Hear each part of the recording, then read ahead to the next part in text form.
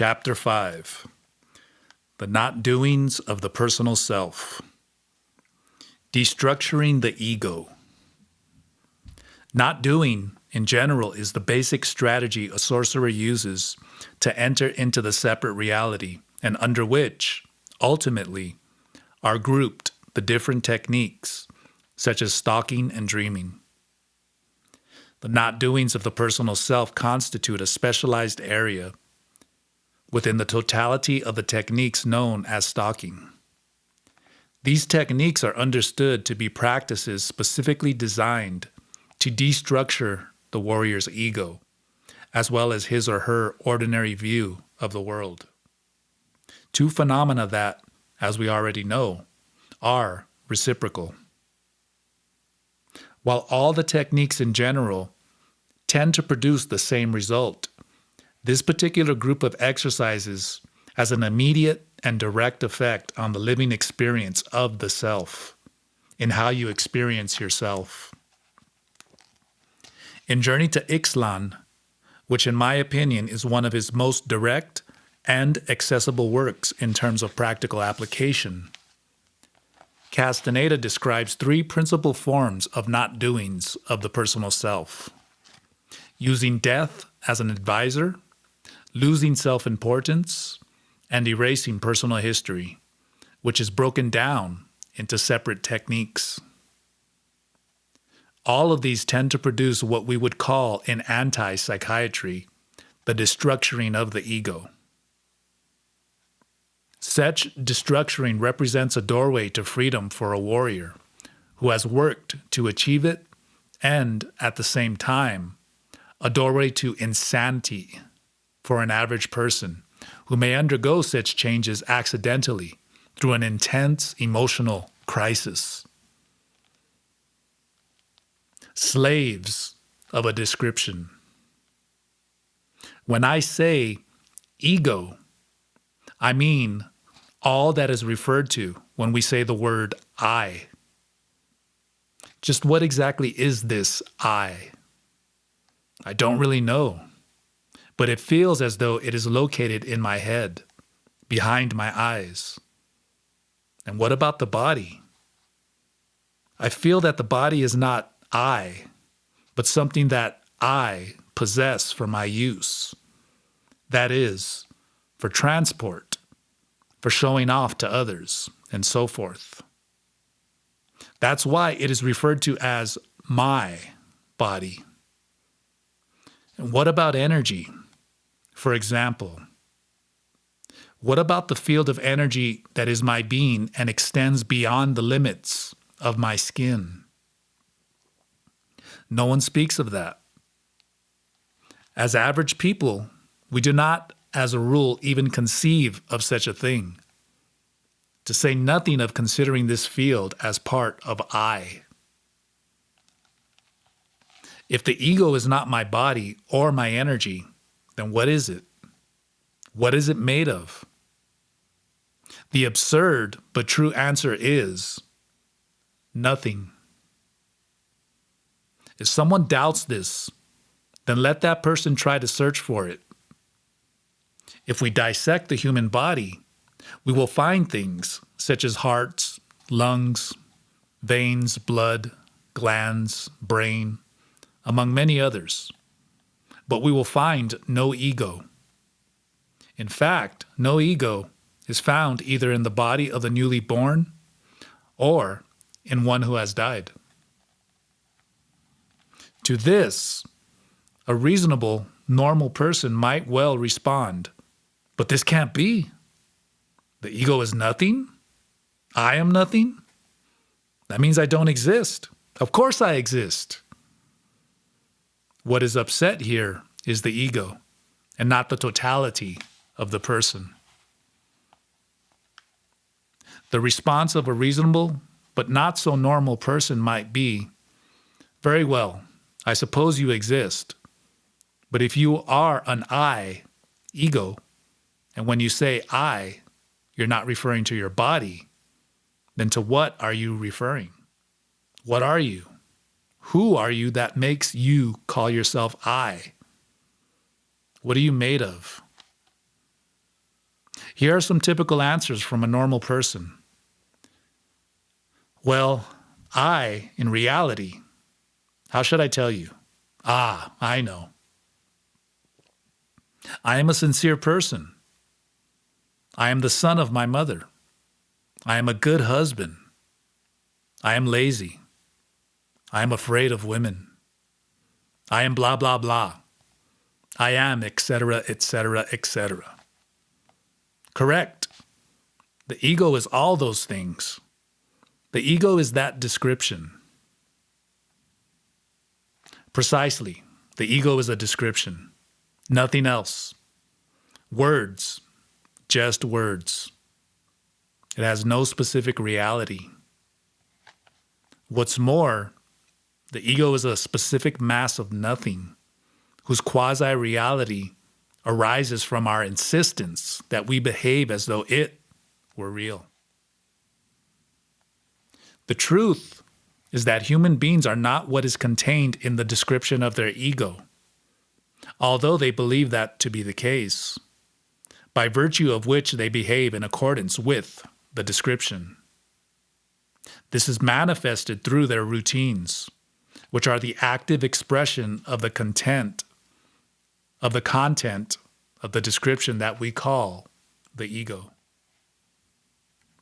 This can be proved only through the practice of the not doings of the personal self. In the doings of everyday life, we are like this or like that. We are capable of some things, but not others. Nevertheless, in practicing not doing, practitioners discover that they are capable of doing many things that were formerly regarded as impossible because they were not contained in the description. And that certainly is good news. Acting purposefully. We can act outside the description. Essentially, anyone engaged in an act not in agreement with the content of the description that calls itself I is performing a not doing of the personal self. This is indeed possible to carry out. I have proven it in myself and in the work groups. There was no power of suggestion involved here, nor did I imagine it. It is real. We have all been educated to believe that the ego is our only reality. To believe that is who we are, and we will be until the end. We have forgotten we weren't always that way. We have forgotten that once we were without form, which permitted us to be amazed, to feel everything and everyone as a discovery, as a mystery. We have forgotten the mystery of ourselves and of the world because we trained ourselves to believe that we were something defined with definite boundaries, the ego. We did the same with everyone and everything else around us, giving force to the spell of black magic that constitutes the life of modern people, to reduce the inconceivable, the mysterious, and the miracle of being alive to just so much nonsense, and boring nonsense at that. We put ourselves in prison and we call it I. How marvelous. Here we have a man or a woman with personality. But I have news for you. We are not condemned to live forever trapped inside a description. We can destructure ourselves. We can erase our personal history. We can regain our freedom. Psychotic destructuration. The phenomenon of psychotic madness deserves a brief commentary. Psychosis has to do with the violent destructuring of reality and the ego. Not that psychotics hallucinate things that do not exist. Rather, they are perceiving things that exist, but they organize them psychically and emotionally in a way that is different from the ordinary. or they perceive things that normal people discard unconsciously, which results in the perception of a reality that for psychotics is generally painful and many times self-destructive. This destructuring they experience as a loss of certainty as to what is real, including the ego itself, which has lost its sense of continuity due to the disassembling of its reality. At this point, psychotics will have serious doubts about their identity, since they are no longer certain about what were the original characteristics of their ego. Since the ego forms the fundamental basics of conduct, its destructuring is what causes the psychotic to appear erratic and incoherent. Unless the insanity has to do with a tumor or genetic defects, an insane person is really one who entered into an uncontrolled process of destructuring the ego, although not aware of it, and he or she entered it with motivations similar to those of the warrior. It is a search for an alternative way of being, a rejection of sick normality, whose price is boredom and anguish when it's not in pain and depression. The psychotic is in a desperate search for freedom, a condition originally due to some great, personal, unhealed, existential crisis. We could say that he or she fell by the wayside. But that psychotic path does lead somewhere. It leads to freedom from an oppressive existence. The problem for the psychotic person is the lack of power to arrive at the destination of freedom. Anti-psychiatrists have studied psychotics to the point where they can speak with some authority on the subject. The destructuration of the warrior. The path that warriors take to freedom can also make them crazy, but they do it without losing themselves. This is what Don Juan meant by controlled folly in a separate reality. And while psychotics are immersed in madness, not of their own choosing and beyond their ability to control, warriors go about the process of destructuring the ego harmoniously. Their normality disappears at the same time their energy, control, and sobriety are increasing. They know the way of the warrior, and putting all their trust in it, they use it to move about in a world of amazement and mystery, a world of challenges and battles, of creation. And from there, control destiny. Warriors are capable of moving about in the most appropriate way with the rest of society. So much so that they are considered most reasonable people. If we observe that we were not born with an ego, but as adults we possess one, then logically we must have picked it up somewhere along the way. We were compelled to create one, beginning from infancy, finishing with it by the time we reached adulthood. However, since we were the ones who did the work of forming our ego, we possess the possibility of erasing it and creating another one in its place, one created by us, created intentionally. From this point of view, stalking could well be considered the art of reinventing the self.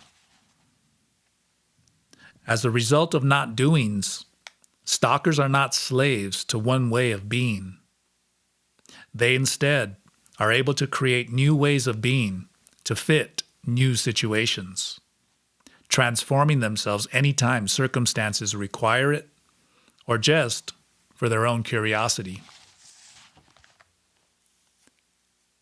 Introduction for exercises relating to the awareness of death.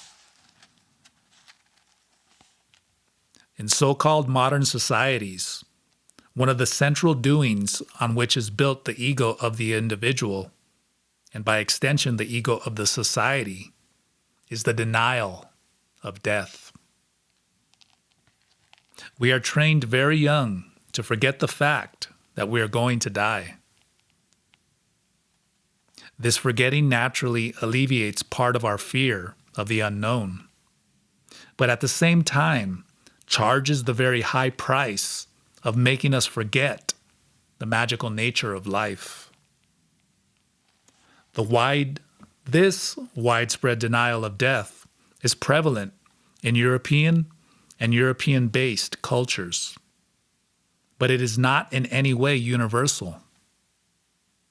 Knowledge of death was one of the basic values that governed people's lives on a social as well as individual level in the pre-Columbian cultures of the American continent, particularly the ancient Toltecs.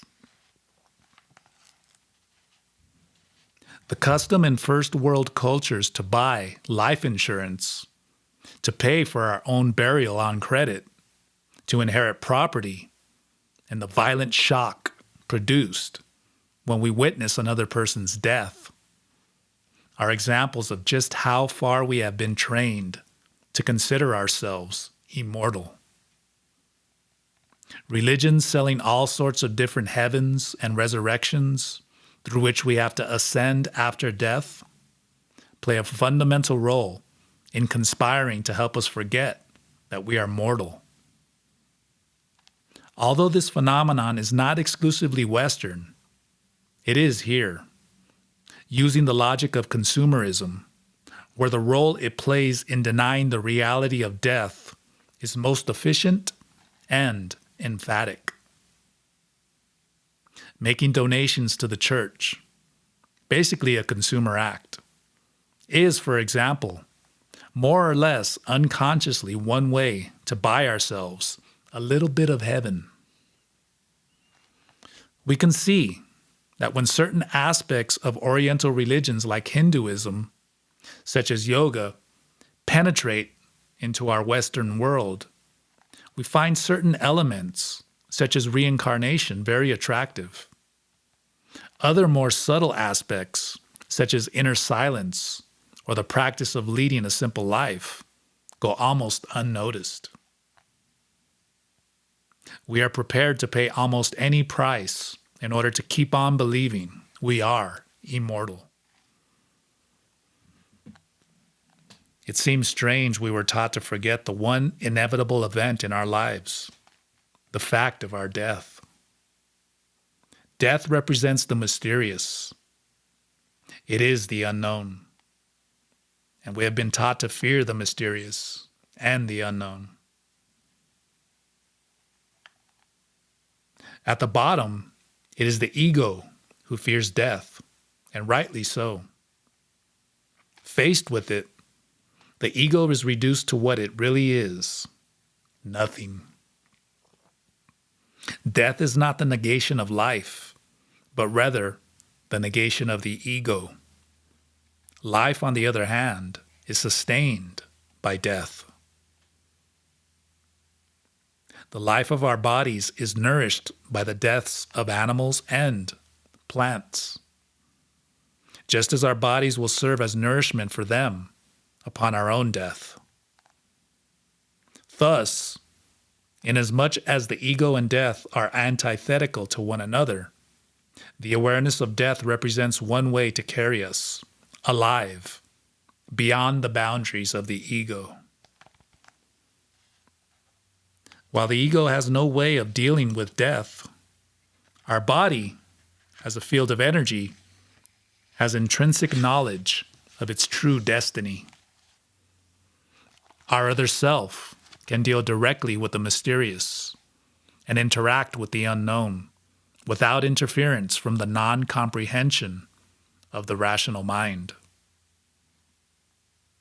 Thus, the awareness of death is a doorway to the awareness of being. We are luminous beings. We are fields of energy not egos. Awareness of this can only be found outside the world of words. As in recapitulation, we are dealing here with body memory, nearer to feeling than to reason. If immortality forms one of the basic structural doings of the average person, then the corresponding not doing, awareness of death, forms one of the fundamental techniques in the way of the warrior. And upon the doings of immortality rest the majority of the most energy-consuming doings of the ego and its routines. Self-importance, for instance, is possible only if we feel immortal. Our most common doings are revealed as monstrous when seen in the light of our mortality. Because we feel immortal, we permit ourselves to postpone for a non-existent tomorrow things that we can only do today, to repress affection, denying its expression, forgetting that the only time to touch, caress, or come together is today, a time that will be brief in any event. To ignore beauty and learn instead to see everything as ugly. Let us imagine the beauty of a flower for the person who is no longer able to appreciate it. To defend the image we have of ourselves.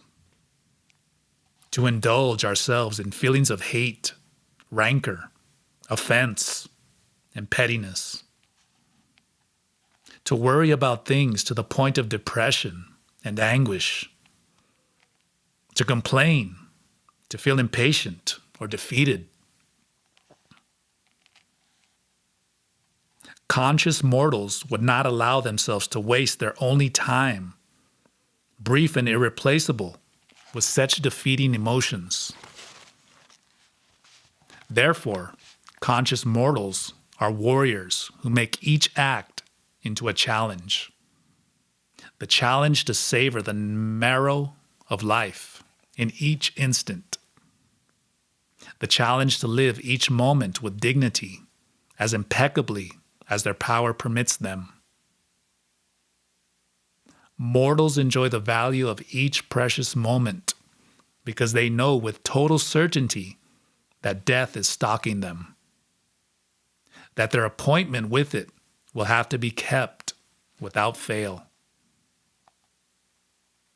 Since death can touch them at any moment, warriors give themselves to it beforehand, considering each act their last act on earth. Therefore, they give the best of themselves. Naturally, the acts of beings who, in light of inevitable death, are given the best of themselves would have special power. Their acts have force and flavor that cannot be compared to the boring repetitions of an immortal. Warriors make the awareness of inevitable death their cornerstone of knowledge and of struggle. Instead of believing in empty values and abstract ideas that would give them false ideas about their destiny, they rest their knowledge on the one sure event in life, death. As was mentioned before, arriving at the awareness of inevitable death is not a matter of reflection. It is not a mental concept, but rather a phenomenon of body consciousness. The awareness of death lies in left side consciousness. It is one of the aspects of awareness of the other self, and only through the practice of not doing can it be recovered.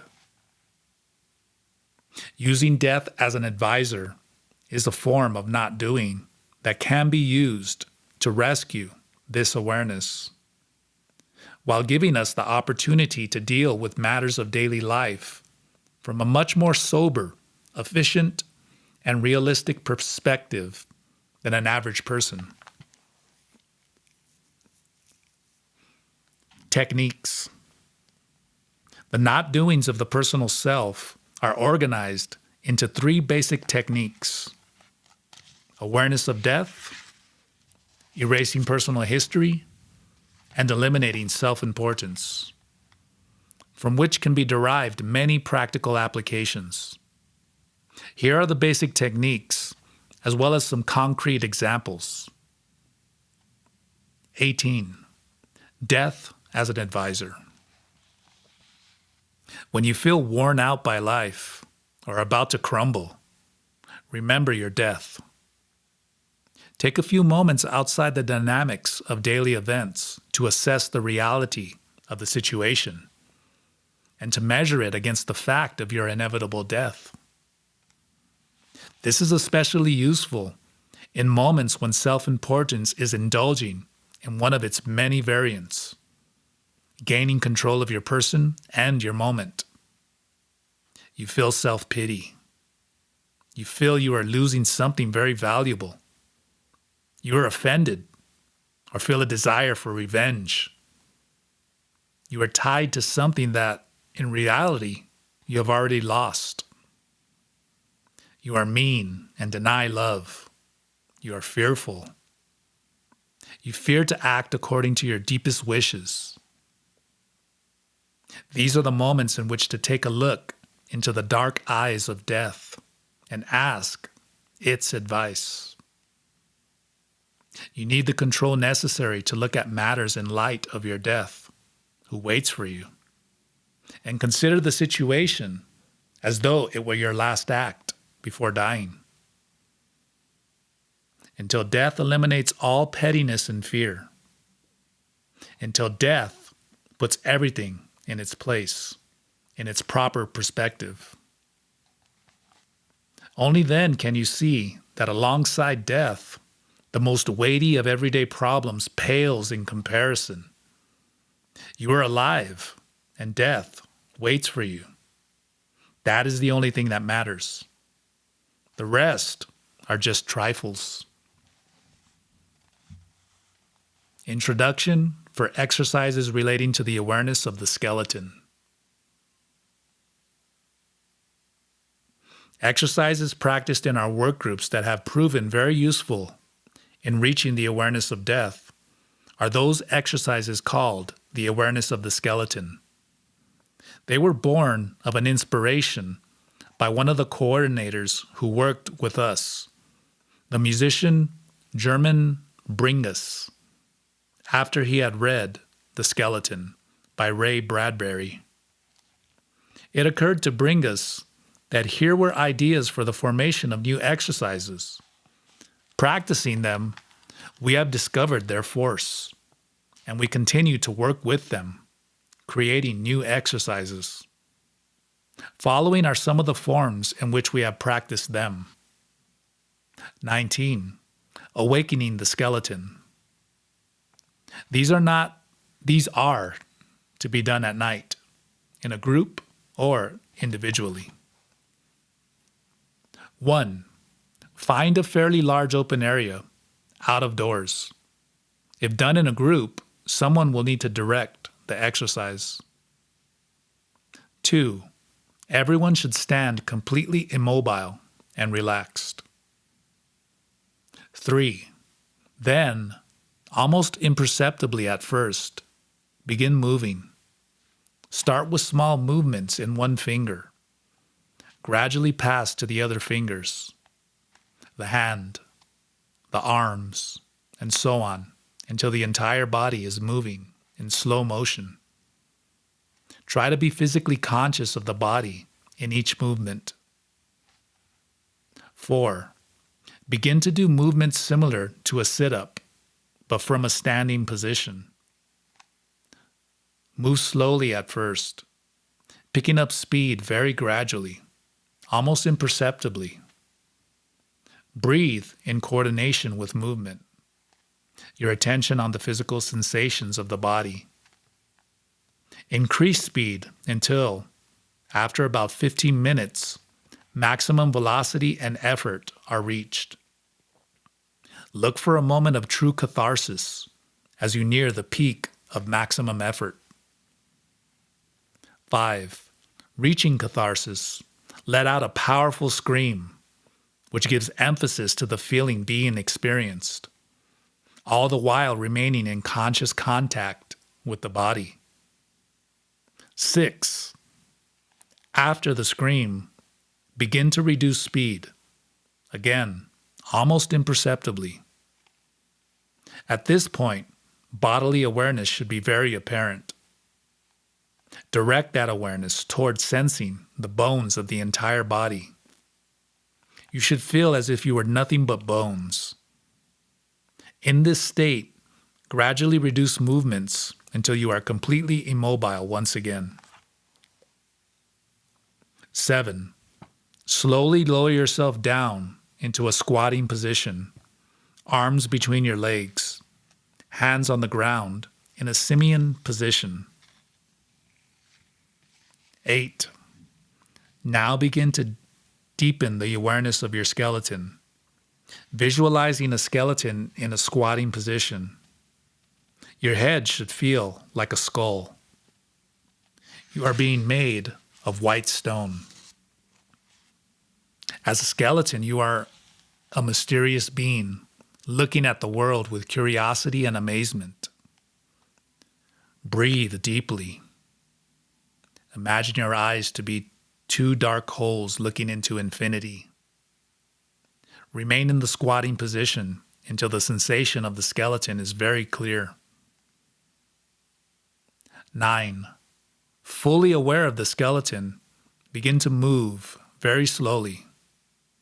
Stand up first, and then begin to move. Take 3 steps forward, 3 steps back. Try to see the world as a skeleton would. Perceive the others in the group as skeletons. 20. Touching the skeleton. This exercise is done in pairs. Following all the steps outlined above, the partners face each other, and with eyes closed, you begin to touch the bone structure of your partner, who remains immobile. Try to sense, through touch, the shape and sensation of the skull and the rest of the bones. Smoothly and softly, with curiosity, touch the ridges around the eyes, nose, cranium, teeth, roof of mouth, collarbone, scapula, ribs, and so forth. Using tactile sense, try to visualize the skeleton in front of you. As the person touching, imagine yourself as one skeleton touching another. The person receiving concentrates on deepening the awareness of his or her own skeleton. Take approximately 20 minutes for this exercise. 21. The dance of the skeleton. This exercise is best done with appropriate background music, preferably without words, and of a type that invites concentration and sensitivity. Music that conveys a feeling of mystery and beauty. This is a variation of the 2 preceding exercises in which, after having followed all the indicated steps, including the touching of both partners' skeletons, the music begins and the pair of skeletons begins to dance. Dance in free form, using movement to express your feelings of being alive as skeletons in the world. The magic that allows your skeleton to stand upright represents the brief magic of life. This magic endows the white stone with life, and when it is withdrawn, the stone again becomes inert. The skeletons dance to this magic and to the shadows among which they move. This will take 10 to 20 minutes. Commentary on the techniques. These exercises are to be done in darkness. Practice in an uninhabited area, such as a forest, desert, or an open field for best results. The bottom of a canyon or a dry riverbed is excellent. It is easier to do during a full moon. Places near the ocean should be avoided, however. Also, someone should coordinate the exercises, initiate their different phases, start the music, and verbalize helpful phrases for the participants. Naturally, the presence of strangers and interruptions are to be avoided.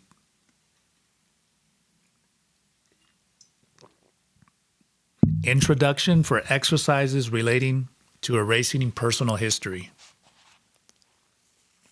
Erasing personal history is perhaps the most general of the not doings of the personal self, since in one way or another, it encompasses all the techniques of not doing. It assumes the termination of the cause-effect relationship between the past and the present. Don Juan suggests to Carlos that he erase his personal history. He refers not only to Carlos's need to change his way of being and living, but also to the possibility that such change would, in effect, break the determination of his past, what the sorcerer called his personal history.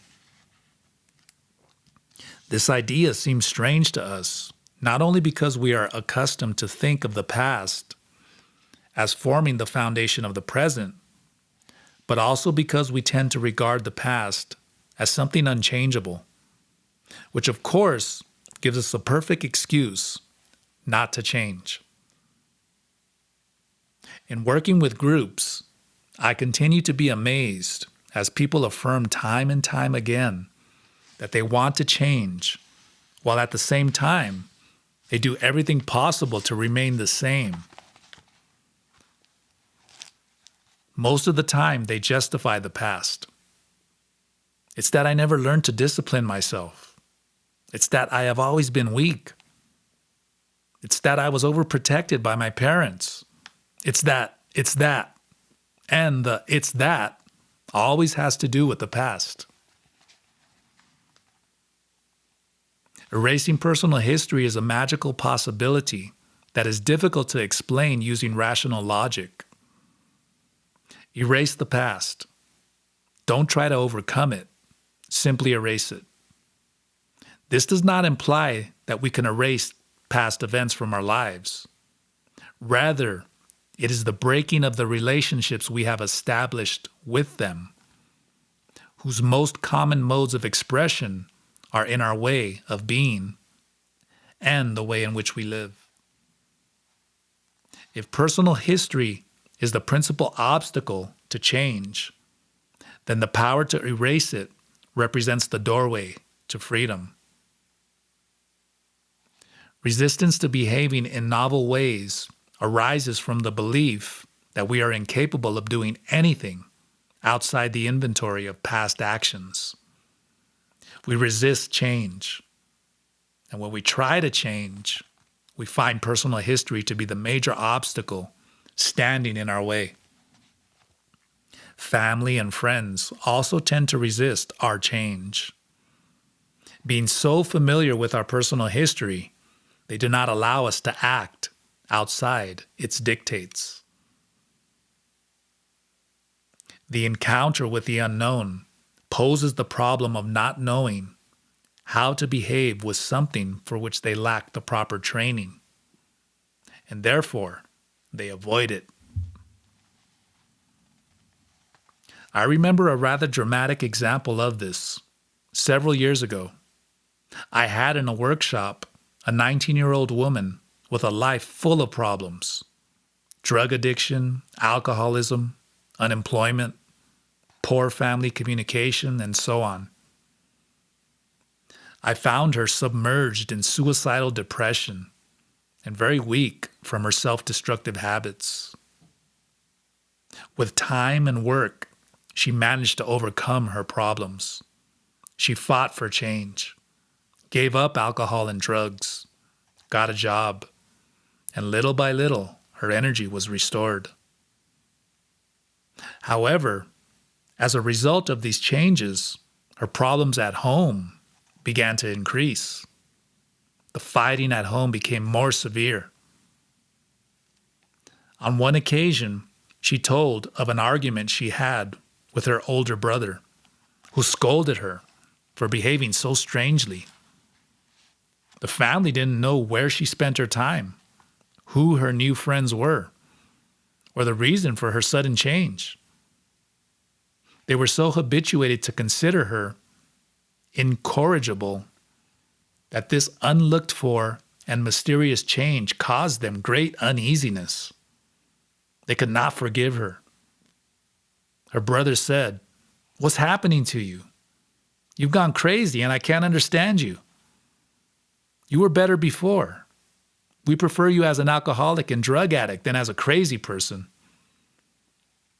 In the end, she opted for her independence and followed her own course.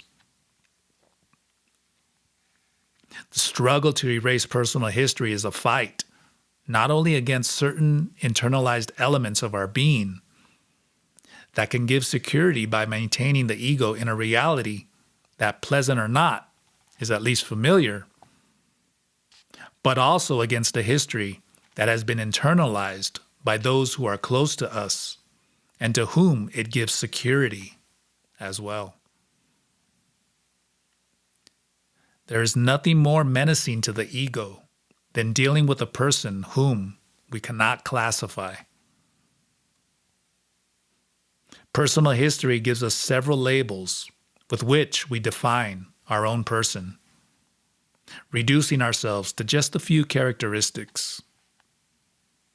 Likewise, we classify everyone around us using similar labels that we derive from their personal history, real or imaginary. Since we can't deal with the mysterious, we prefer to deal with labels. Therefore, no one surprises us. We are more sure of ourselves the more quickly we can classify people.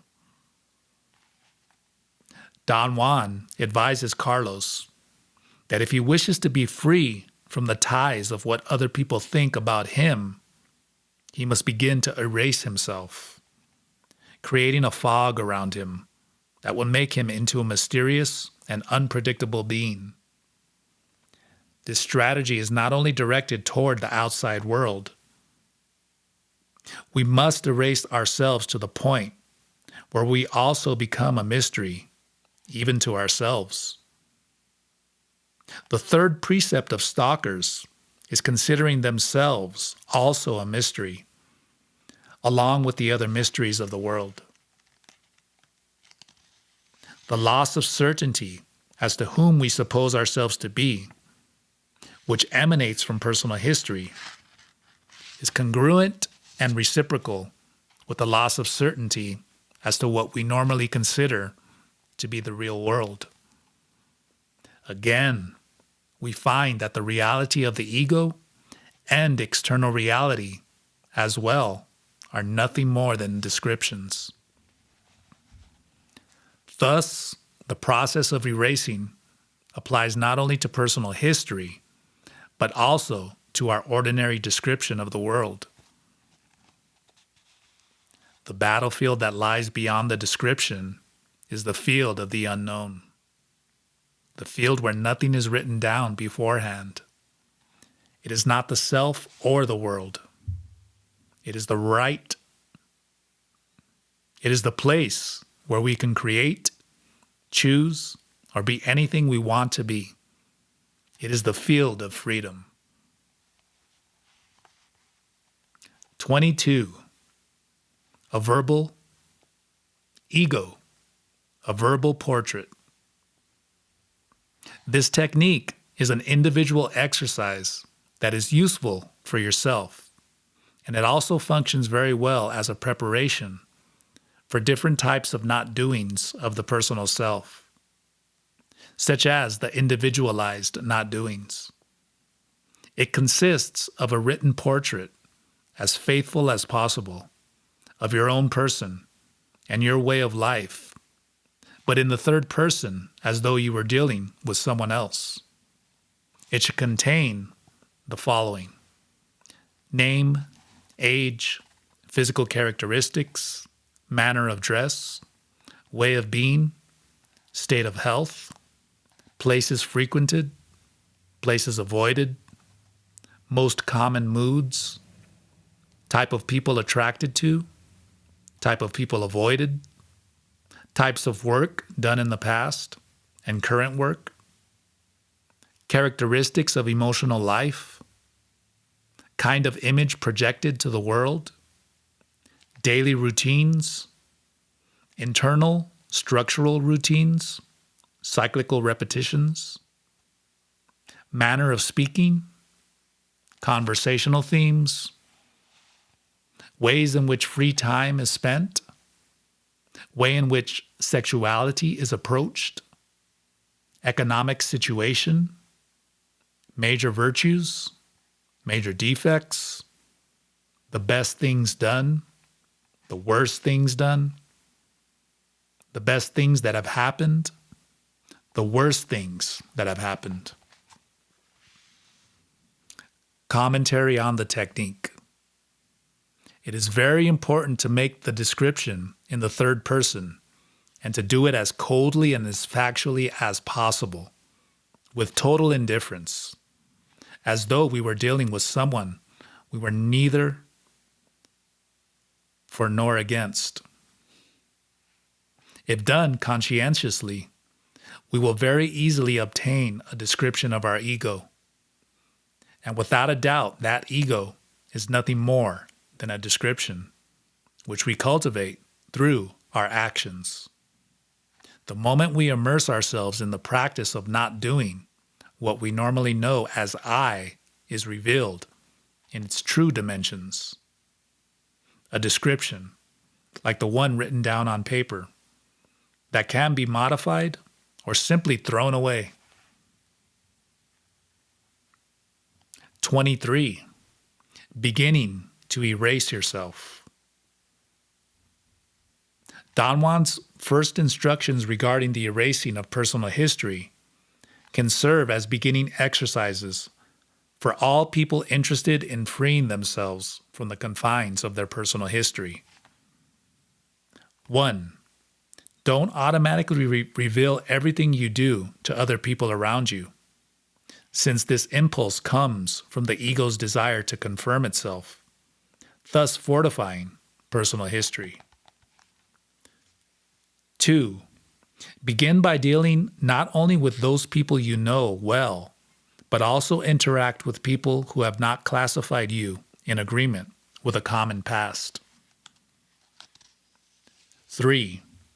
Avoid having to explain and justify everything that you do, and tactfully refuse anyone who demands an explanation.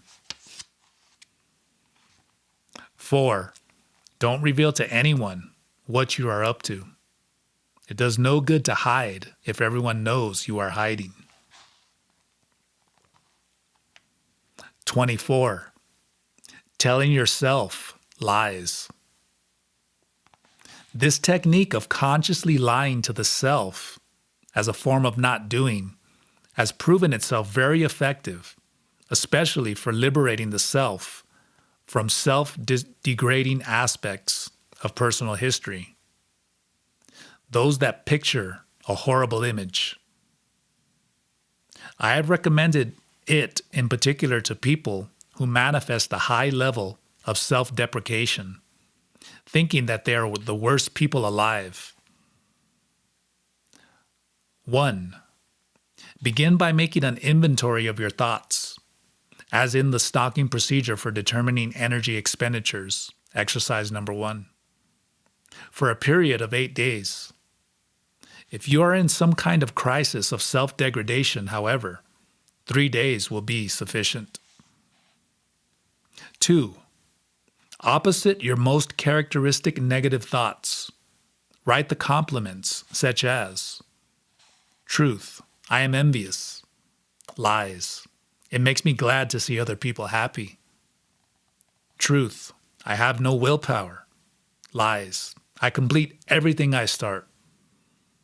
Truth. I repress my feelings. Lies. I am free to express what I feel. Truth. I am ugly and unattractive.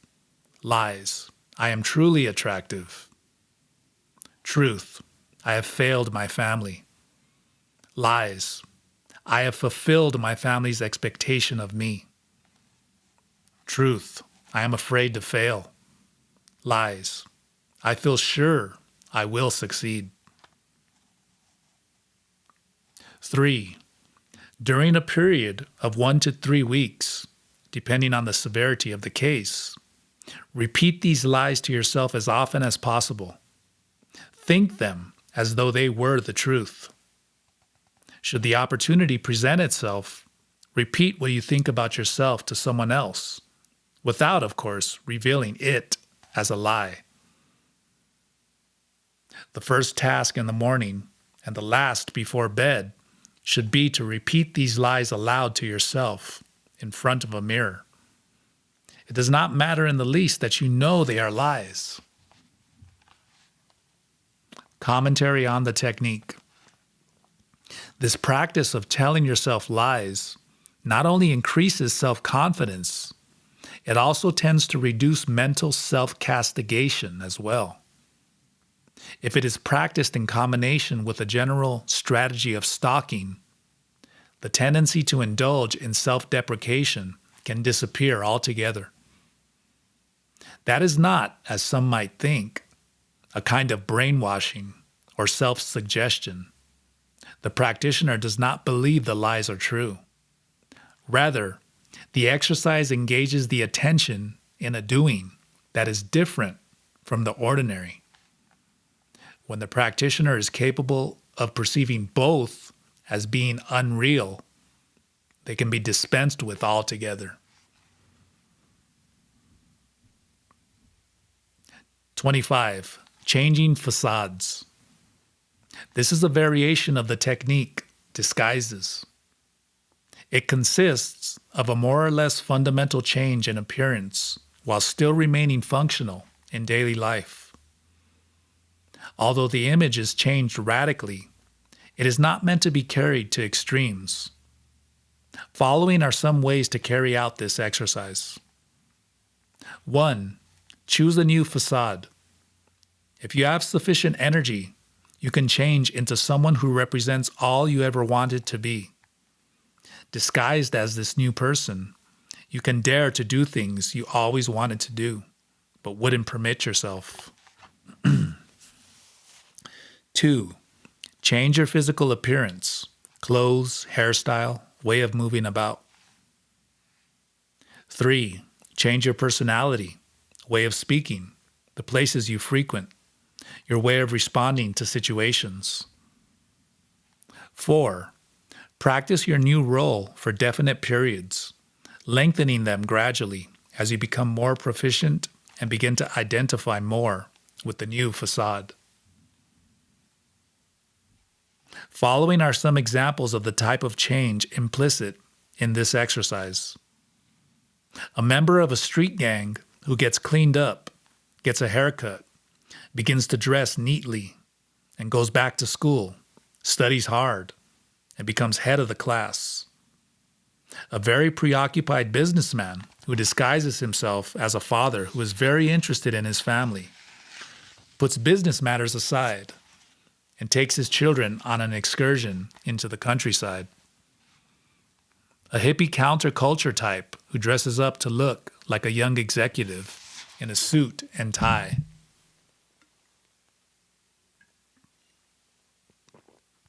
Introduction for exercises relating to disrupting routines. Although disrupting the routines of life is one of the basic techniques used in erasing personal history, I have singled it out here because of its importance and broad scope, as well as to stress the relative ease with which it can be applied to everyday life. It constitutes one of the fastest ways to destructure the ego and eventually to stop the world. Human beings, as well as other animals, are creatures of routine. We establish them for everything: what we eat, the places we frequent, where we sleep, what we think, talk about, desire, and hate. Even how we express our feelings are converted into routines. Arriving at a place for the first time, we immediately choose a location within that, henceforth, will be ours. If it means a certain seat, we will always try to sit in that seat. Our routines are what make us vulnerable. Any observer is capable of detecting routines that would permit him or her to devise the appropriate traps to convert a being of routines into prey. The routines in life are not just external activities like going to work, eating at the same hour, sleeping at the same hour in the same bed. They also include repetitive modes of behavior that we apply to everything we do. For instance, we form an idea of love, usually quite deformed, principally from our parents. During adult life, we try to reproduce that idea together with all deformed notions about it. We may change partners, but the process repeats itself. Our tendencies toward success or failure or cyclical crisis are expressions of our routines in life, which are manifestations of personal history. This is why we tend to have the same kinds of problems throughout our lives. Lives that are nothing but repetition, treading the same path time and time again, until we are too old and tired to continue with those old routines. Then we simply lie down and die. The warrior, on the other hand, prefers the unlimited freedom that not having routines offers, of not knowing with precision what's going to happen, of the excitement of waking up on any given day and finding a stranger in the mirror. Hunters can always trap their prey if they know what its routines are. But there exist magical animals that cannot be trapped, whose magic comes from the fact that their lives are free of routines. And there are human beings who live without routines, who are also transformed into magic beings. Routines can be detected by means of stalking exercises, such as the lists of energy expenditures and recapitulation. Once our routines are detected, we can then apply different techniques to them. 26. Stalking habits. Sometimes breaking routines is very difficult, since they are all that we have as ordinary people to give meaning to our lives. It is quite enough to think of routines such as boredom, anger, self-pity, smoking, overeating, or arriving late to realize the enormous difficulty involved in attempting to break them. But it is not impossible if we have a strategy. The principal strategy of a stalker is that you stalk yourself, your habits. You do this by quietly observing their manifestation. Thus you see how habits, or doings, are made up of component parts. And doing, like any automatic mechanism, needs all of its parts in order to function. So if you want to stop a habit, instead of trying to force yourself to stop, merely remove one of its components, and the habit cannot then be reproduced. In order to do this, you must study all of the components of a habit that are indispensable for its production. An example is the habitual way that a man talks to his wife. Assume that he has studied this habit using techniques of stalking and has discovered that it consists of the following components: the subject matter of the conversation, his wife, his tiredness after a hard day's work, talking, saying at least once, "You are wrong, dear," to his wife, focusing on some negative aspect of his wife, defending himself from any criticism on her part. This information shows many different ways he can disarm the habit.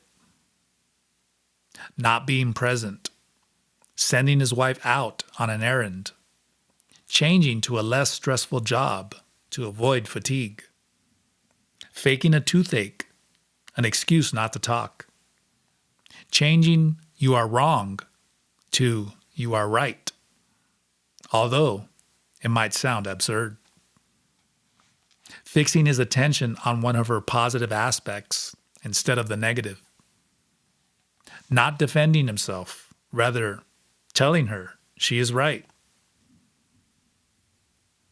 Another example might be smoking. The list would include cigarettes, matches, time, lack of exercise, lack of deep breaths, lack of relaxation, and stress. Then, in place of forcing ourselves to quit smoking, we simply develop the habit of climbing mountains, say, and the smoking will disappear by itself. There is no need to eliminate all the elements of a particular doing. Simply by removing a single element, it will not be reproduced. Through stalking, any routine can be disarmed by the elimination of only one of its essential elements. 27. Individualized not doings.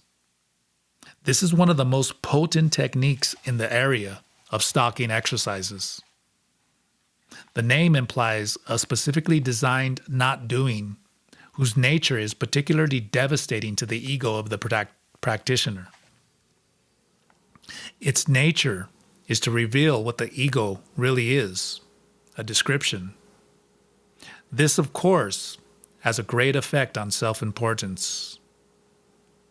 Here again, we see the close relationship between the different techniques discussed so far and the difficulty involved in trying to fit them into a single category, especially those having to do with stalking in general and the not doings of the personal self in particular.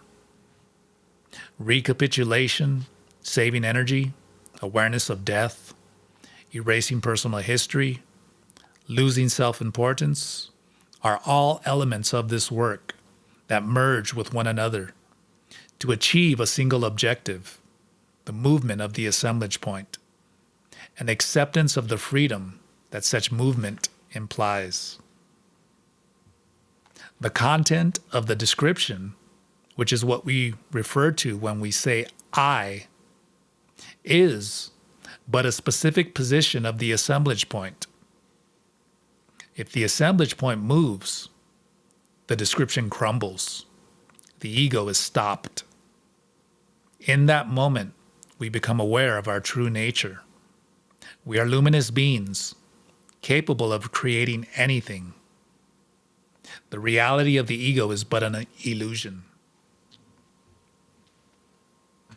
In the individualized not doings, we are making an effort to deliberately create an illusion distinct from the personal history of the ego.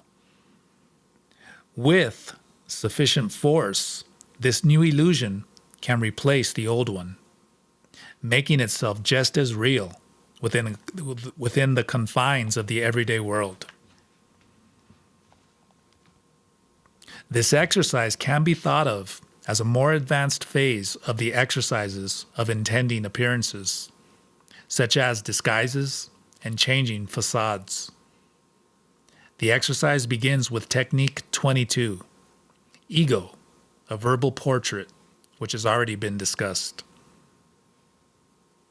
Once you have completed your portrait, you can use it as a reference for choosing and designing an individualized not doing for yourself.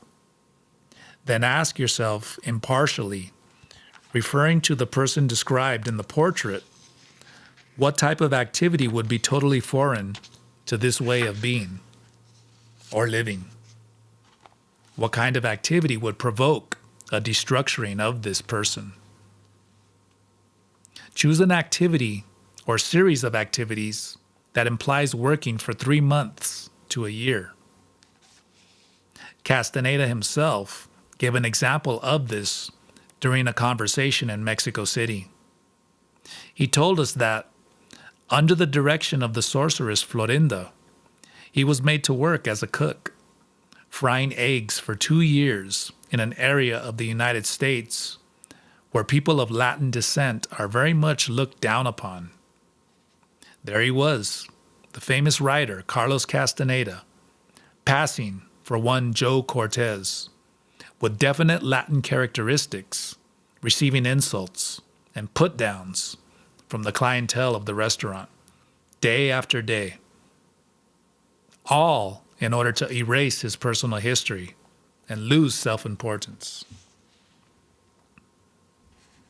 An appropriate not doing must be radically different from what you are used to, although perhaps not quite so radical as in Carlos's case. Following are some ways in which I have approached this technique in my workshops on stalking. Bear in mind, these exercises are not well suited to beginners. Sent a senior executive of a corporation to beg for alms every afternoon for 3 months in the downtown area of Mexico City.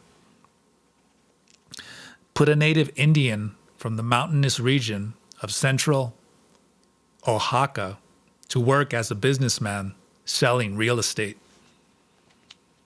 Suggested to a Mexican politician that he take some time off to work incognito as a peon in an indigenous community where Spanish is not spoken.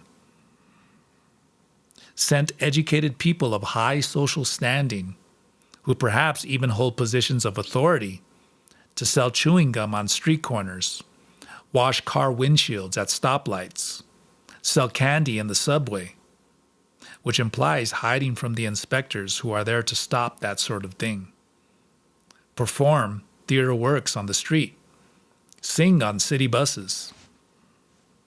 As you can imagine, save for the Indian businessmen, people who are well off would consider such activities beyond being beneath them. These activities are normally carried out by the most impoverished in society, people who live in misery and who occupy the lowest rung on the ladder of social standing. Once your role has been chosen, you must fulfill the following requirements. 1. Finalize to the last detail all the characteristics of the chosen role. Clothes, way of speaking, tools needed, etc. The idea is that you should appear completely natural, just one of the crowd. If you become a shoe shiner, you should strive to look like any run-of-the-mill shoe shiner, not one that stands out. 2. Practice systematically, at least 4 hours a day for 3 months. 3. Include social interaction with everyday people. 4. Strive for adequate economic returns from the activities, good income, good sales, depending on the specific activity. Remember that you possess at least the same level of efficiency as someone who does this for a living. They don't do it for fun, but to subsist, and you should be capable of doing the same. 5. Avoid comforts that do not pertain to the chosen activity, such as driving to the work site, buying the merchandise from a store instead of direct from the manufacturer, and so forth. 6. Don't carry your disguise to extremes. Someone who knows you should still be able to recognize you. 7. Avoid trying to explain should you run into someone who recognizes you. Don't say, I'm practicing a stalking exercise. Simply say, we need more income to get ahead, or we're out of work, or something similar. 8. Neither seek out nor avoid people who know you during the practice of not doing. Commentary on the technique. The results of these exercises can be ego-shattering. They demand a high grade of discipline and self-control, and as such, cannot be recommended as being suitable for beginners. It would be ideal to practice this type of not doing 24 hours a day for long periods, but we have found it more practical to reserve the mornings for normal daily activities and the afternoons for not doings. This is also more convenient when other factors, such as work and family, are involved. Generally, a few months of not doing will change your view of the world. Unless absolutely necessary, it is best not to inform friends or parents about what you are up to. This way you can avoid having to fight the influence of their thoughts. Some strange things can occur using this technique, such as the case of a government worker, a participant in my workshops, whose not doing was to sell newspapers daily in the streets of Mexico City. He was a man with many employees under him, accustomed to giving orders and having them obeyed. Nevertheless, he decided to take on the task. Each afternoon he would put on his tattered clothing and take the bus down to look for the latest edition at the newspaper's distribution center. After battling with the other vendors to become top seller, he would direct his struggle to obtain a good corner. There he remained all afternoon, shouting at the top of his lungs amidst downtown traffic. One fine day, as he was selling his newspapers, he came face to face with one of his employees, one with whom he had much daily contact. There they were, a foot apart, looking fixedly at one another. The man said that on that day he learned what fear was. He said his hair stood on end all over his body, and his muscles felt as though they had been pierced by thousands of cold needles. But as he had been working with us for some time, he knew what to do. Without taking his eyes off the man, he took a deep breath and shouted with more force than usual, "Ovaciones! Vacaciones," the name of a local newspaper. The result was incredible. The employee simply did not see him, in spite of the fact that they were face to face. Something inside the employee arranged the world so as not to be able to see reality. To see his boss selling newspapers on the street was an element that did not fit in with his description of the world. The hero of our story learned much that day about the nature of reality. He kept on working with his not doing for several more weeks, after which he continued on his path. But the world for him was never again the same. Introduction for exercises relating to eliminating self-importance.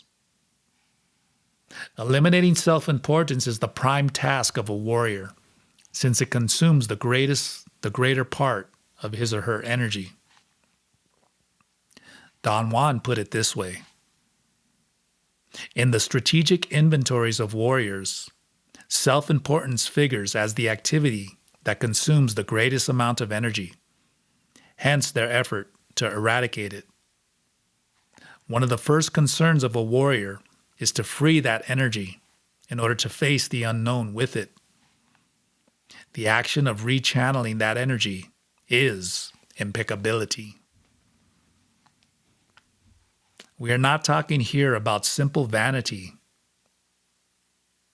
or egocentrism. These are minor aspects of self-importance. Rather, this is a mode of perception, a specific position of the assemblage point that implies an excessive and useless waste of energy. Because of self-importance, we learn to perceive the world in such a way that we always feel the need to defend our person, ego. Because of self-importance, we remain chained to the mirror of self-reflection, the description of the ego. And we look compulsively for confirmation of this reflection in other people. Because of self-importance, we focus obsessively on the demands of ego to the point where the world is significant or meaningful only to the degree that these demands are met. Because of self-importance, we are worn out much of the time, since this is the biggest energy drain. Because of self-importance, we believe our problems are the most serious in existence, and our opinions are the only correct ones. We are the center of the universe. Self-importance is the throne upon which is seated everyone's personal dictator, the ego. It is through self-importance that it gains control over the entire being, to the point where we believe that we are the ego, and there exists no other parts to our being. All our energy-wasting emotions and debilitating habits, such as self-pity, jealousy, envy, rancor, depression, and so forth, are only possible because we feel important. The struggle against self-importance is perhaps the most difficult of all for warriors. Overcoming it signifies one of their most portentous victories. Nearly all the exercises suggested in this book, as well as all that was taught by Don Juan to his apprentice, are useful for lessening or eliminating self-importance. Special emphasis, however, should be given to the work of recapitulation, the petty tyrant, and the not doings of the personal self as a general strategy for achieving the elimination of self-importance. Here are a few additional techniques I have found useful. Their purpose is to diminish little by little the hegemony of self-importance.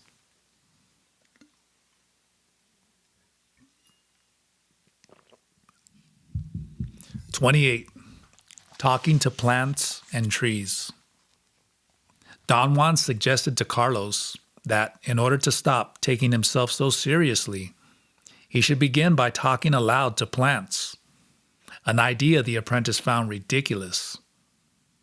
This simple technique is of great usefulness, especially in moments when you are angry or affected by some other attack of self-importance.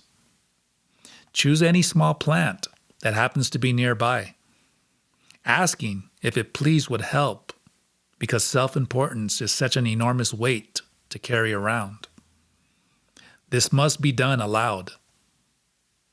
Talking to trees is similar, although due to the empathy that trees have toward human beings, talking to them can open up even more possibilities.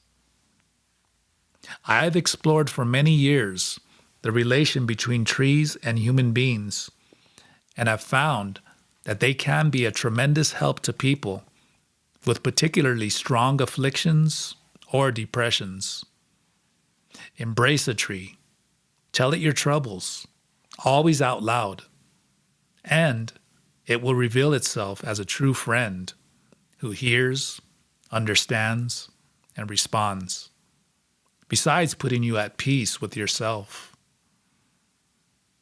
I especially love trees.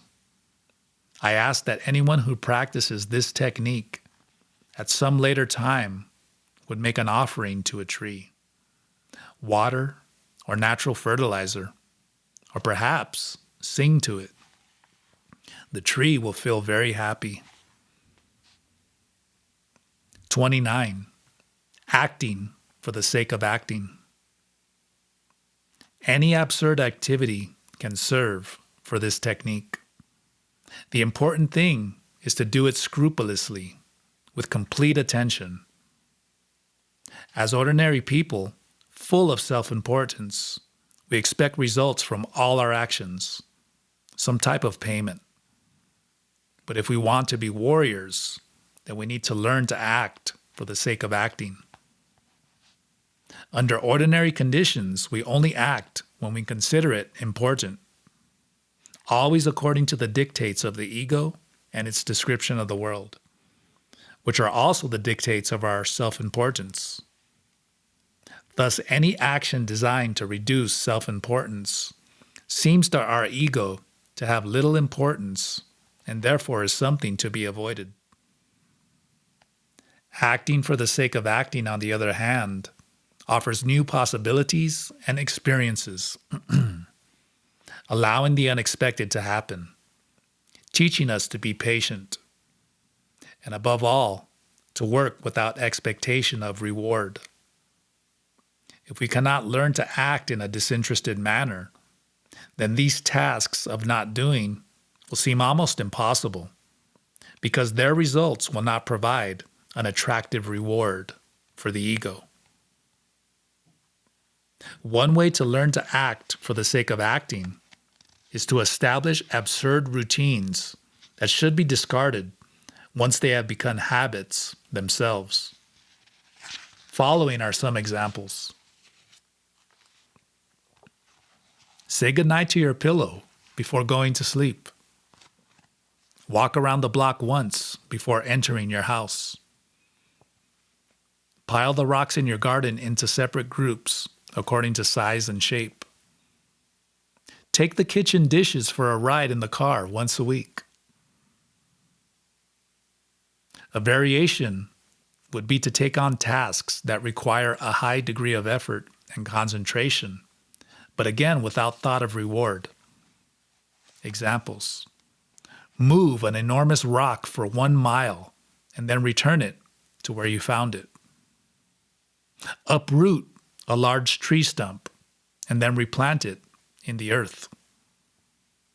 Carefully construct the cabin in the woods from natural materials without destroying any living thing. Make it beautiful, and when finished, tear it down without having used it, being careful to return all its components to where you found them.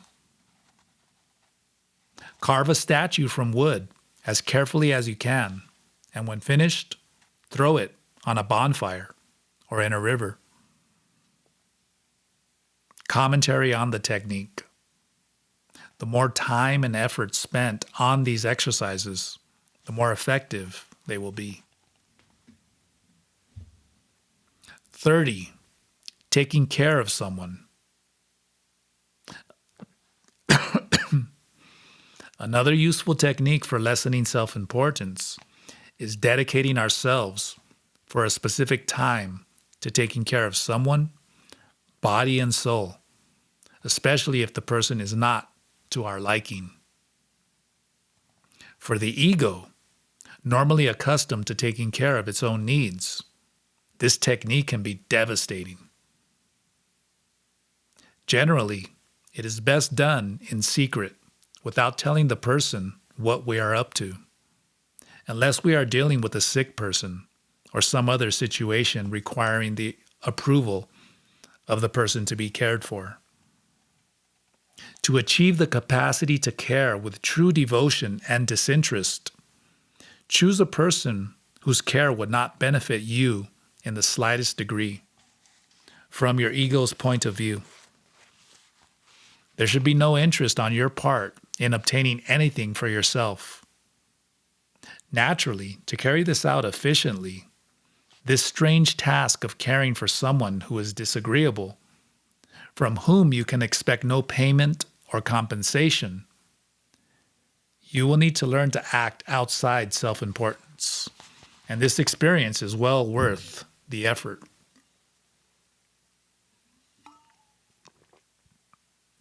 31. Change of surroundings. A temporary change of surroundings can help to diminish the obsessive tendency to focus on the self.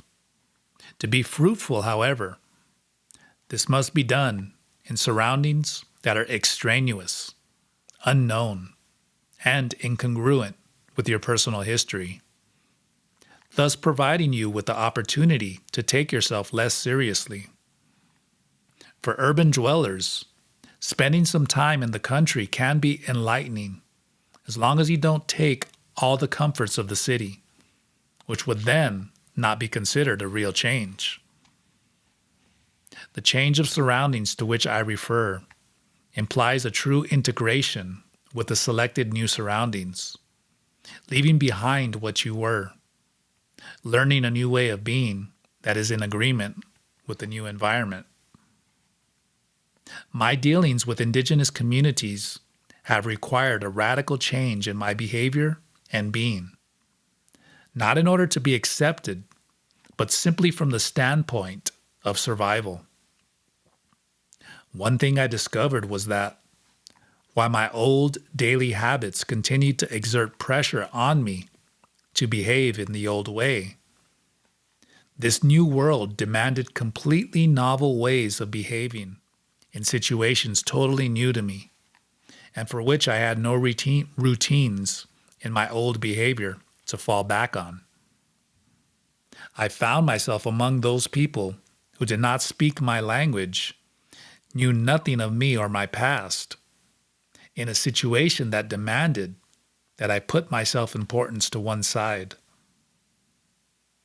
While self-importance perhaps had its place in my everyday life, lending a kind of security to my existence, there in the mountains, in nature among indigenous people, it was revealed as a true extravagance, and a dangerous one at that.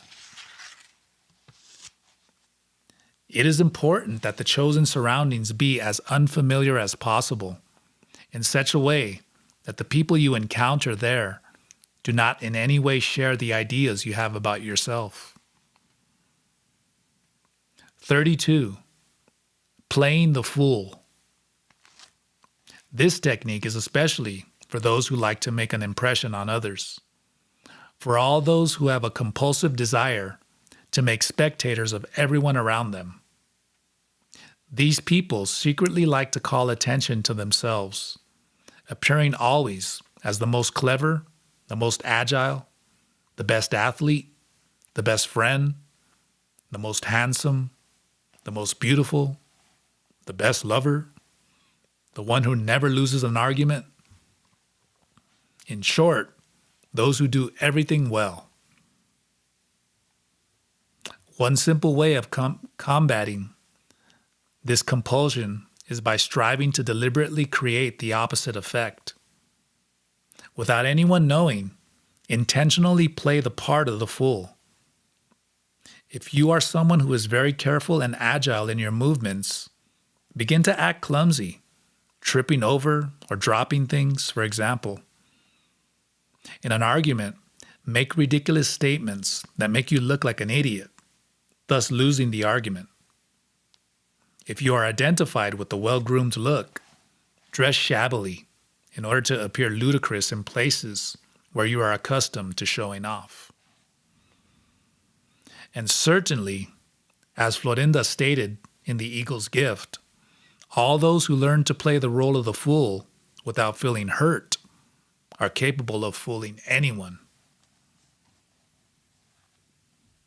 33. Denouncing yourself.